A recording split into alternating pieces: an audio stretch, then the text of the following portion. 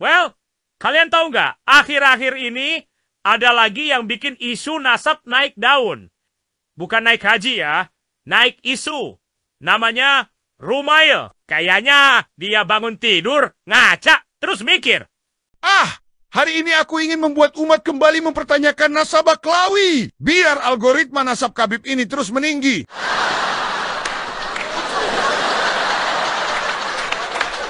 Rumail ini bikin monolog lagi. Katanya ilmiah. Ilmiah well. Tapi kayak mie instan, kelihatannya penuh gizi. Padahal micinya doang yang dominan.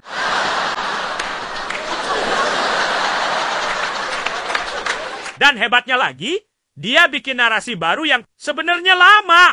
Beneran. Gak ada yang baru. Yang lama-lama dibikin ulang, kayak versi reboot. Yang nonton juga ngerasa, loh, ini kan pernah kejadian waktu aku masih disunat.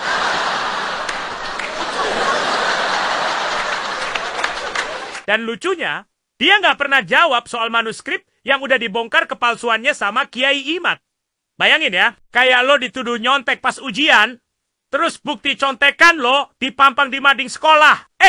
Lo malah bikin vlog tentang perjuangan jadi siswa teladan, alias telat mangan edan.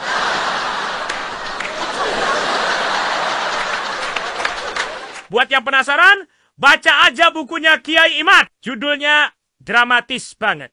Manuskrip palsu Baklawi. Versi Rumail Abbas. Bisa di-download well. Linknya udah gue cantumin di kolom deskripsi. Gratis. Lebih gratis daripada bikin buku nasab di Robito.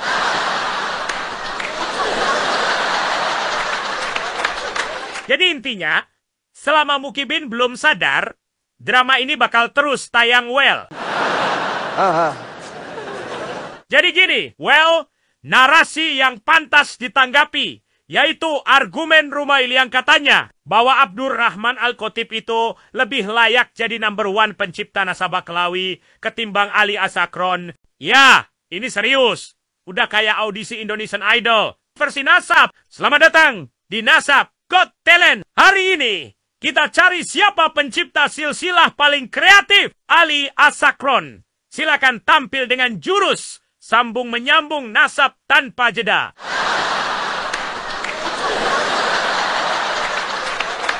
Selanjutnya, Abdurrahman Al-Khatib dengan teknik sulam menyulam manuskrip penuh harapan.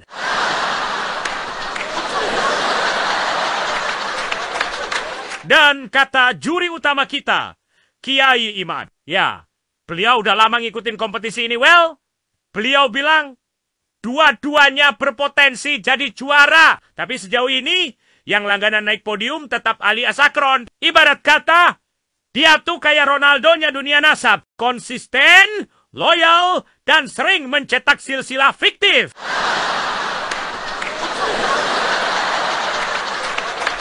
Sedangkan Al-Khatib masih kayak wonderkid. Banyak fans fanatik. Tapi belum bisa rebut balon d'Or dari Sakron. Jadi, soal siapa yang paling pantas jadi raja tukang rakit nasabah Klawi, Asakron atau Al-Khatib? Sebenarnya nggak ngaruh apa-apa. Lo kenapa? Karena dua-duanya main di tim yang sama. Internal Baklawi. Mau pilih siapapun, hasilnya tetap nasab palsu by internal crew.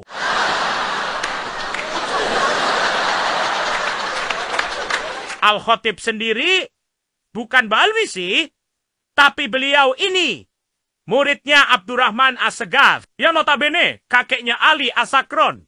Jadi ya, udah di franchise.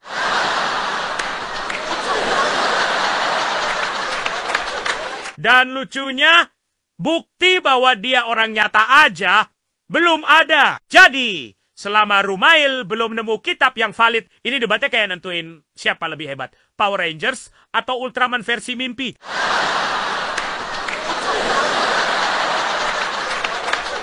Kalau Rumail mau ganti Ali Asakron dengan Abdurrahman Al-Khatib, ada dua misi berat yang harus dia selesaikan.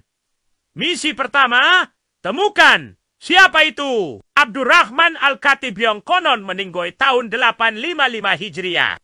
Sumpah, ini orang misterius banget. Kayak karakter anime filler. Gak ada satupun ulama yang kenal dia. Apalagi kitab yang nyebut wafatnya tahun segitu. Well, jangan-jangan dia cuma urban legend.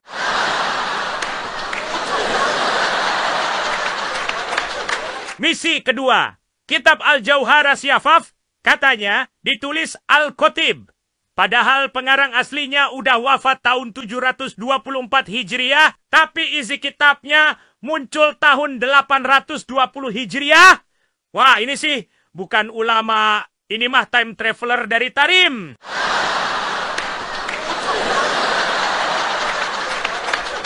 Nah, sekarang pertanyaannya. Kalau Abdurrahman Al-Khatib ini penting banget, kenapa keluarga Baklawi dan geng abad 9 sampai 10 Hijriah nggak pernah nyebut namanya? Masa tokoh legendaris tapi nggak ada yang kenal? Ini bukan tokoh sejarah, ini tokoh cikro-cikro.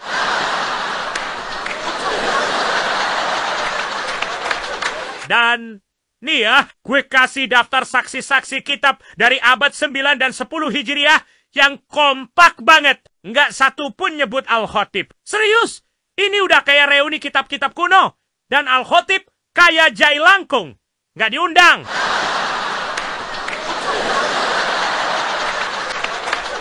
Coba kita cek satu-satu ya. Pertama, Tobaqat Al-Khawas. Pengarangnya Asyurji Az-Zabidi. Wafat tahun 893 Hijriah. Kitab ini hobi banget nyebut nama-nama ulama di Tarim. Tapi nama Al-Khatib skip.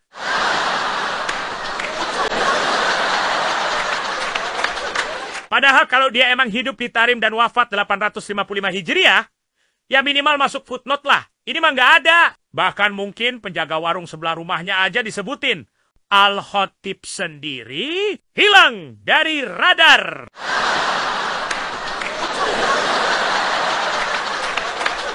Kedua, Ali As-Sakron. Ini legenda Baklawi sendiri. Punya kitab Al-Berko dan banyak lainnya. Apakah beliau menyebut Al-Khatib? Tidak sama sekali. Bahkan dibahas juga enggak. Mungkin kalau ditanya, ya Syekh Ali, apakah antum kenal Al-Khatib? Dia jawab, Khatib mana? Khatib Jumata.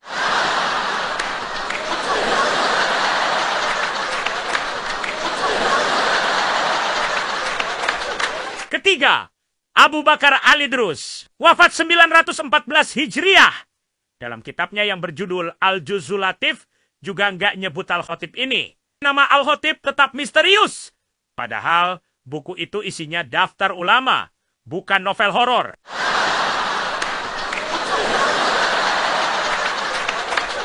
Keempat, Kitab Ad-Daulami, karya As-Sahawi, yang wafat 902 Hijriah.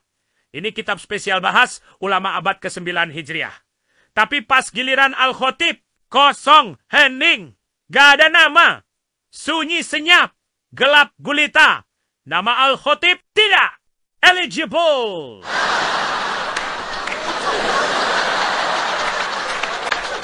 Nah, yang terakhir adalah At-Thayyib bin Abdullah Ba Makhromah, yang wafat 947 Hijriah. Katanya sering ngutip dari Al-Jauhar As-Syafaf. Tapi yang aneh, penulis kitabnya gak di-spill. Itu kayak lo sering quote status WA mantan, tapi pas ditanya siapa lo bilang, rahasia.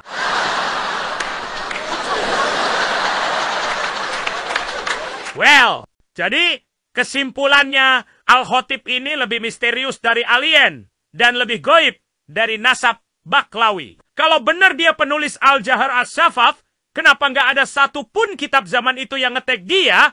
Jangan-jangan kitabnya duluan ada, baru orangnya dikarang. Plot twist. Kitabnya penulis fiksi. Penulisnya fiksi juga. Takbir.